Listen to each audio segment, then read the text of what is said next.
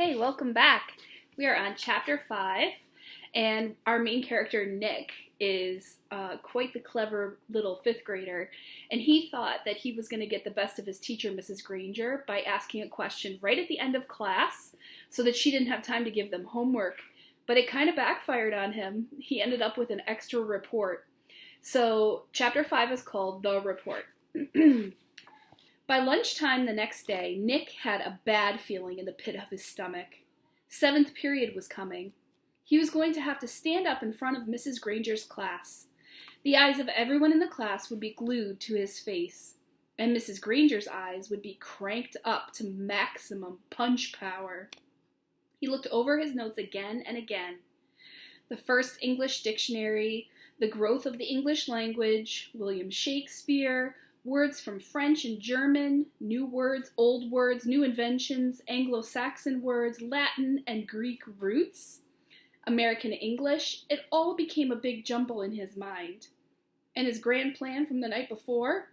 In the harsh fluorescent light of the school day, it seemed impossible. What is it with the clocks in school? When you're planning to go to the carnival after school, the clocks in every class practically run backward. And the school day lasts for about 3 weeks.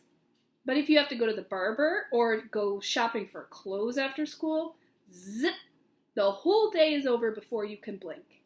And today, after lunch, periods 5 and 6 went by in 2 ticks. As the 7th period bell rang, Mrs. Granger walked into the classroom, took 4 steps to her desk at the side of the room, flipped open her attendance book, glanced out at the class, and made 2 little check marks. Then looking up at Nick, she said, "I think we have a little report to begin our class today, Nicholas." 15 seconds into 7th period, and Nick was on stage. This lady plays for keeps, thought Nick. He gulped, grabbed his crumpled note cards and his book bag, and walked to the front of the room. He stood next to the giant dictionary on its little table, and Mrs. Granger walked to the back of the classroom and sat primly on a tall stool next to the bookcases. She was wearing her blue uniform.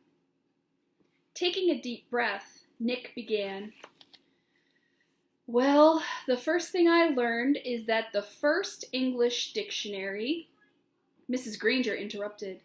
"Excuse me, Nicholas, but does your report have a title?" Nick looked blankly at her. A title? No, I didn't make a title." "Class, please remember to include a title whenever you prepare an oral or written report. Now please go on, Nicholas." And she smiled and nodded at him. Nick began again, looking right at Mrs. Granger. He said, "The dictionary." A couple of kids thought that was funny, but Nick played it straight and just kept talking. "A lot of people think that the first English dictionary was put together in the 1700s by a man named Samuel Johnson. He lived in London, England. He was real smart and wrote a lot of books, and he wanted all the other smart people to have a good dictionary to use, so he made one. But there were other dictionaries before this, his. The thing that was different about Johnson's dictionary was its size. First of all, he had over 43,000 words in it. The class made a bunch of noise at this big number. Ooh, and wow, and stuff like that. And Nick lost his concentration. He glanced up at Mrs. Granger, expecting to see those eyes drilling a hole in him. But they weren't. They were almost friendly, in a teachery kind of way. She shushed the class and said, "Go on, Nicholas, that's a fine beginning." Nick almost smiled, but he saw all the kids staring at him, so he gripped his note cards even tighter and jumped back in. The other thing that Samuel Johnson did that was special was to choose the words he thought were most important and then give lots of examples showing how the words got used by people. For example, he showed how the word take could be used in 113 different ways. Nick's report went on smoothly for 12 minutes. Nick was surprised at how easy it was to stand there and talk about this stuff. At the end of the first 5 minutes, Mrs. Granger had to stop Nick again to say, "Class, it's not good manners to yawn out loud or put your heads down on your desks when someone is giving an oral report." No one in the class cared one little bit about the report, except Mrs. Granger. Every time Nick glanced up, she was smiling. And her eyes were not the least bit icy or sharp. She was eating the stuff up, listening and nodding, and every once in a while she would say, "Very good point," or "Yes, that's exactly right." But the next time Nick looked up, he saw Mrs. Granger sneaking a look at her watch. 18 minutes gone. Maybe his idea was going to work after all. Time for phase 2. Reaching into his book bag, Nick pulled out the red dictionary he had brought from home, the one most of the kids had, the one Mrs. Granger said they should use. Nick said, "This is the dictionary that I use at home for my vocabulary work, and I opened it up last night to the very front, and right there I found out a lot about how the dictionary was made, right in this book. So I thought some of the ideas would be good as part of my report. It says here," "Nicholas?" Nick looked up. Mrs. Granger got off her tall stool, and its wooden legs made a screech on the linoleum. Heads snapped to attention, and the class was alert again. Mrs. Granger smiled, raised her eyebrows, and pointed at her watch. "Nicholas, I think the class should read that at home themselves. Now—" John's hand was up in the air, and at Mrs. Granger's nod, he said, "But I don't have that dictionary at home, Mrs. Granger. I have the blue one." And several other kids immediately said, "Me too." Mrs. Granger tried not to show that she was annoyed. "Very well, Nick, but it shouldn't take too long. We have other things to do today." Nick kept his eyes open wide and nodded, adjusted his glasses on his nose, and began to read. Without question, this modern American dictionary is one of the most surprisingly complex and profound documents ever to be created, for it embodies unparalleled etymological detail, reflecting not only superb lexicographic scholarship, but also the dreams and speech and imaginative talent of millions of people over thousands of years. For every person who has ever spoken or written in English has had a hand in its making. It was a long article, and the kids were bored to death, but no one looked bored at all. Every kid in the room knew now that the period was more than half over, and that Nick's report wasn't just a report. It was one of the greatest time wasters he had ever invented. Mrs. Granger knew it too.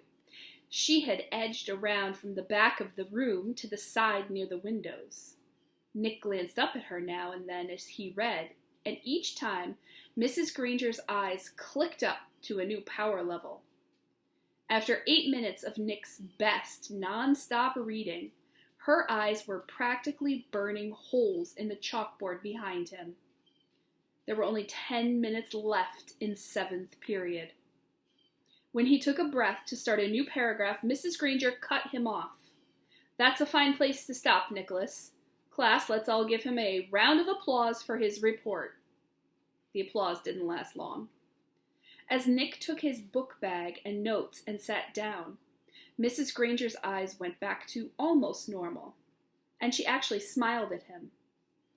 "Although your report was a little long," she paused to let that sink in, "it was quite a good one.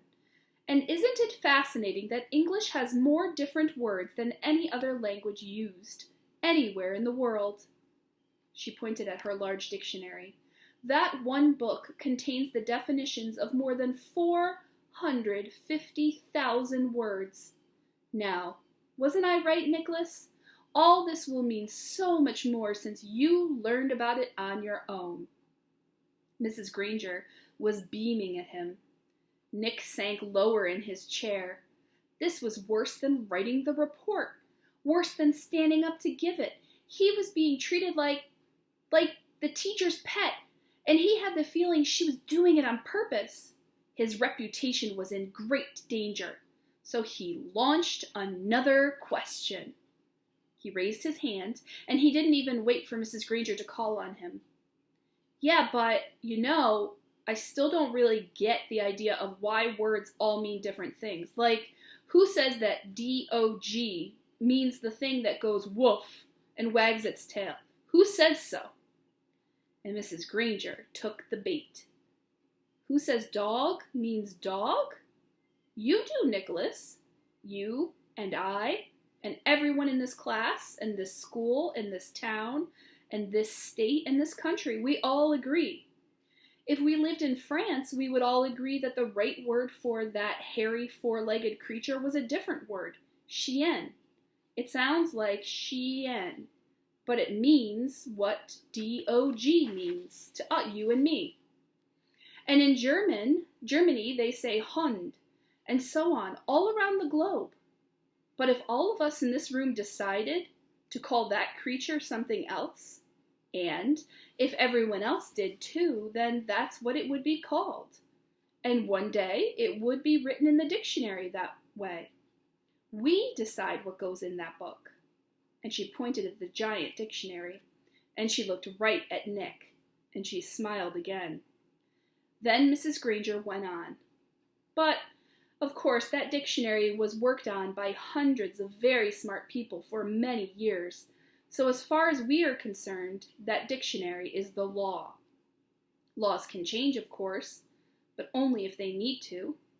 There may be new words that need to be made, but the ones in that book have been put there for good reasons. Mrs. Granger took a look at the clock. 8 minutes left. Now then, for today, you were to have done the exercises beginning on page 12 in your Words Alive book. Please get out your papers. Sarah, will you read the first sentence? Identify the mistake and then tell us how you corrected it. Mrs. Granger jammed the whole day's work into the last 8 minutes. A blur of verbs and nouns and prepositions, and yes, there was another homework assignment. And Nick didn't try to sidetrack Mrs. G again. He had slowed her down a little, but had he stopped her? No way. She was unstoppable, at least for today.